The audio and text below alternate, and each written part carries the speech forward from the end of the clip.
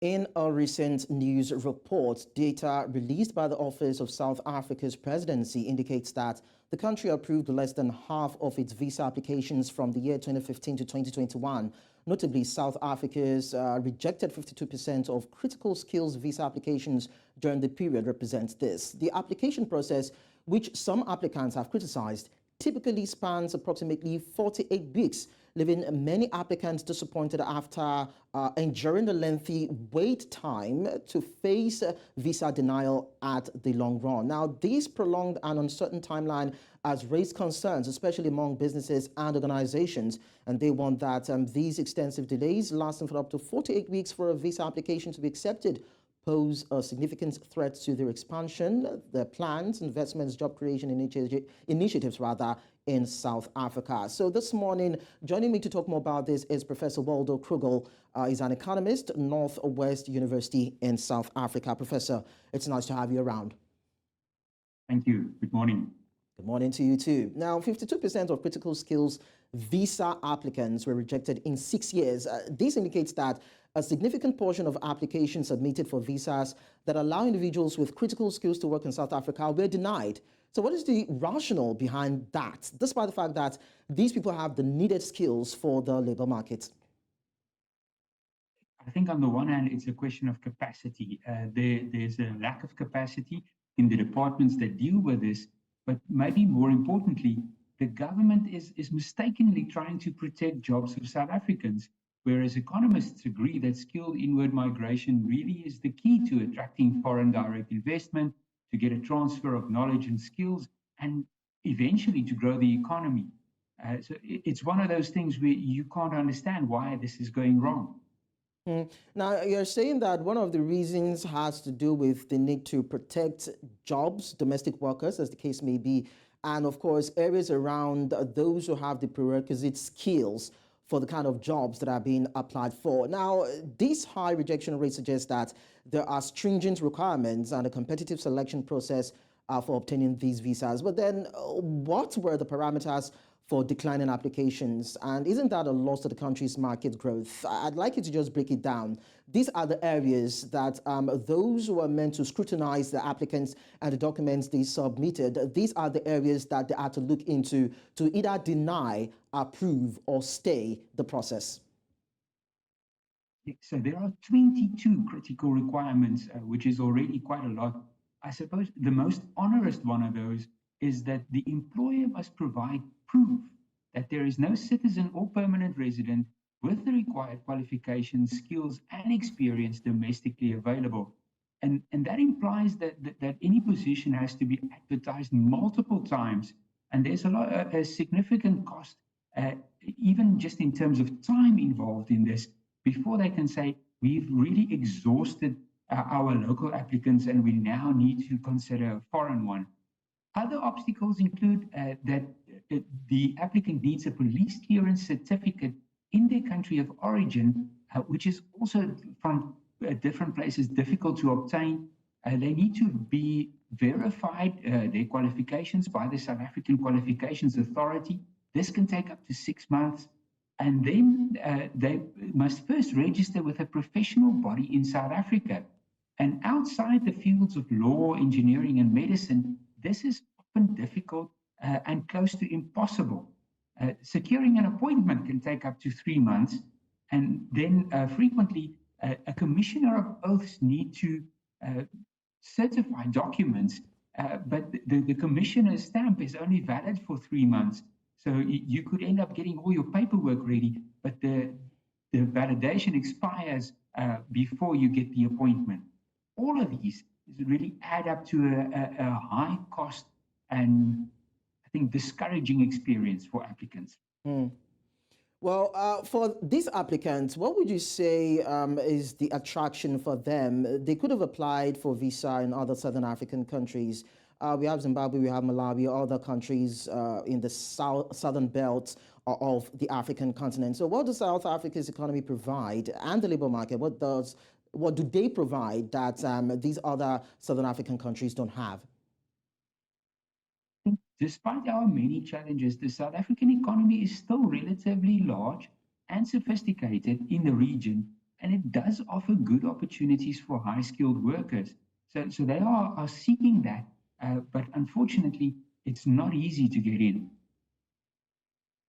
Okay. Now, Professor, in terms of labor considerations, some labor leaders said the availability of qualified local workers in the applicants field may have played a role in the decision. And you also mentioned something that light, particularly if there was a strong preference for hiring domestic workers. So is it true that domestic workers abound in the critical sectors and businesses that make up South Africa's labor market? Because we have also heard stories of it's like almost like a rumor that South Africans do not like to work. And for those who even have the skills, they do not have the penchant to go out and seek for jobs. So I'd like you to just give us a true picture of what it obtains, of what obtains rather in the country. I think in this high-skilled category, you do find South Africans that are skilled and can and want to do the job. But the way that the economy is growing is it really, there's a lack of those skills compared to the possible domestic supply. We see that, for example, in the university space, where universities are competing internationally for talent. And more often than not, you get really good applicants from abroad, but our visa system makes it difficult to appoint those people. I also want to say, in addition to this, even if you were able to get approval for your specific candidate, they frequently struggle to then bring their families along. And more often than not, they just give up or last a year or two and then say, oh, we can't live like this. I'm going back to where we can work and live together as a family. So I think, there are South African skills out there, but we definitely need to supplement them with high-skilled foreigners as well. So what about businesses? Let's look at businesses now that also are looking for a kind of skill to optimize their operations. We know that for businesses, some of them had to wait out the delayed process and eventually not even get the necessary approvals for the kind of skilled workers that they want. So how does this affect them? And how did they manage to scale up their operations within the period, despite the fact that the needed hands or the needed skills that would help them optimize their jobs or operations are being inhibited from gaining employment in their company? It makes it really difficult for businesses, and there's no thorough research available on this, but there are many stories and anecdotes about foreign companies, say, for example, appointing a new head for their South African operation, and then that person simply cannot get the paperwork through, and they're not looking for a South African head. They want to send someone from home office to South Africa, but to the extent that they would rather then invest somewhere else or withdraw their investment and say it's too difficult for us to do business in this environment. Like I say, this is not a general story, but there are anecdotes of specifically German firms who've then postponed investment or withdrawn investment because they couldn't get the visa requirements done for their local head, which would be a German person. So to the detriment of the economy. We can now tie that to the unemployment rate in South Africa that is set to over at almost 33%. And economists are saying that the high rejection rate for critical skills visas may suggest that the country is not fully tapping into the potential of skilled foreign workers to contribute to the economy and address labor shortages. Now, would this mismatch between labor supply and demand hinder economic growth and productivity in the coming years? Because we know that South Africa is the fastest growing economy in Africa and is also willing to scale up the tourism to potential in the tourism sector and in other sectors of its economy. But then when we are having this kind of bottleneck or embargo as it is, it might just slow down the progress of the country's economic trajectory. Yes, I think it's definitely having an impact. If we want to grow the economy, we need to get more foreigners, particularly these high-skilled workers, into our labor market. That attracts investment. It causes the transfer of skills and knowledge, etc. And it can start with simple business travel. Even before you get to high-skilled immigration, these foreign business people need to visit the country, look for opportunities, and then really apply their minds about investing here and doing business here. But I think our system has been criticized for more than for the past 6 years, and progress has been particularly slow in changing this. So would you now advocate that maybe the South African government may need to tinker with these policies and see how to tone it down a little bit, tone down the laws, look at the process, look at the laws, look at the requirements, and see maybe there can be some sort of modification to see how they can accommodate as much as possible the needed skills for the jobs in the country? That's correct. And there are some changes underway. In the past month, there's been announced that they will pilot a trusted employer scheme whereby the employers can be vetted and approved in order to reduce the admin burden of these visa applications. But even this is rather onerous. Some of the requirements that have been reported on in the media say that the company will need a minimum of 80 out of 100 points to qualify for the scheme. And then those points are built up in different ways. Companies that make an investment of 500 million rands or more, they will earn 30 points. An eligible business needs to employ at least 500 people, and that'll earn them 25 points. And 60% of that 500 needs to be South Africans. Then if you invest in a priority sector, you get 15 more points.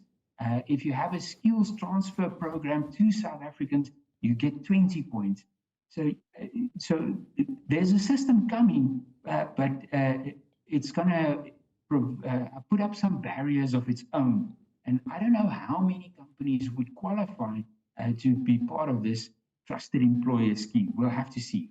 So when we see a drop in points for South Africa in terms of its business climate, it probably might just affect its indices in terms of the ease of doing business. And the reason I'm saying that is because it has been placed at 134th in the World Bank's Ease of Doing Business Index. And do you think that might just tarnish the image of South Africa's image as it is in terms of investment appeal and investment destination for businesses who might also want to come into the country to invest their critical assets for growth, for them, for profit, and of course for the growth of the South African economy too?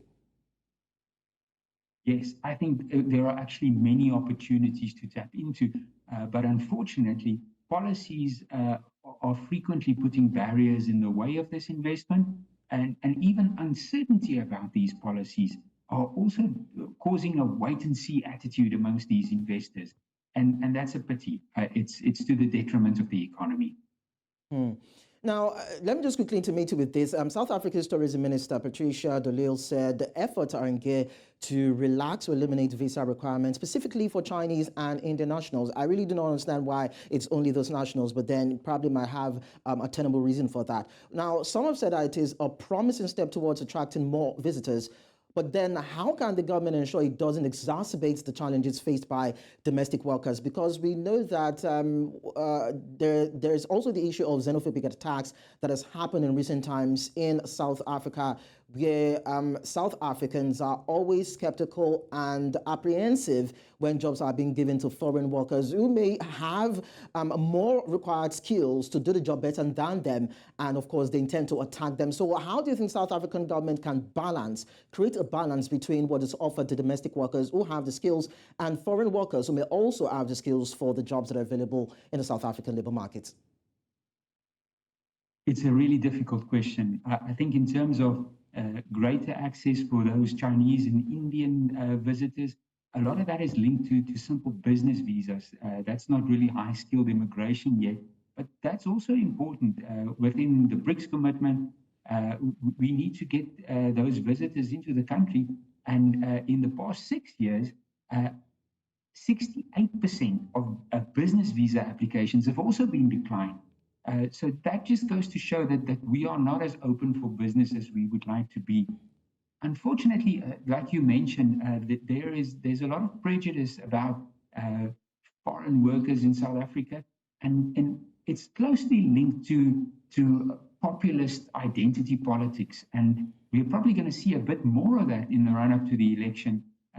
And again, that is unfortunate. These high-skilled immigrants are really adding value, and they are not stealing jobs. They are more often than not creating jobs. So it's again to the detriment of the economy. Now, Professor Waldo, it's also been said that this strict visa process is also creating regional sentiments, and that it can negatively impact its participation in the African Continental Free Trade Area, as it may impede, or it's even impeding, the free movement of people across South African borders. So we're seeing the possibility of internal crisis that South Africa has to deal with, and of course external crisis with South Africa and its neighbors. So how do you see this, and how do you think it will pan out? I think that is, it's difficult to speculate on how this will play out, but it's absolutely true that looking only at the mobility of goods, exporting and importing physical goods or even services, that's only part of what we are aiming for in a greater free trade environment. The mobility of people really matters. And I don't think we are doing enough to really ensure the success of that, to crowd in more trade and investment. Okay, finally, Professor, now that we are seeing that this issue is scaling up into internal and external issues, it probably might just cause or result into a dire situation for the South African economy. Why am I saying that? Now, let's quickly look at Rwanda. The Rwandan government recently announced visa-free travels for all Africans, and that's a huge departure from what obtains in South Africa. So is there a possibility that this open door approach by Rwanda could lead to South Africa being left behind in terms of economic growth and development? And of course, it may result into the country missing out on valuable opportunities for growth. Absolutely. I think that is exactly what's going to happen. Rwanda is being very progressive and dynamic in this sense. And we are in the position that we might very well be losing out. And I think the effect of this is generally underestimated.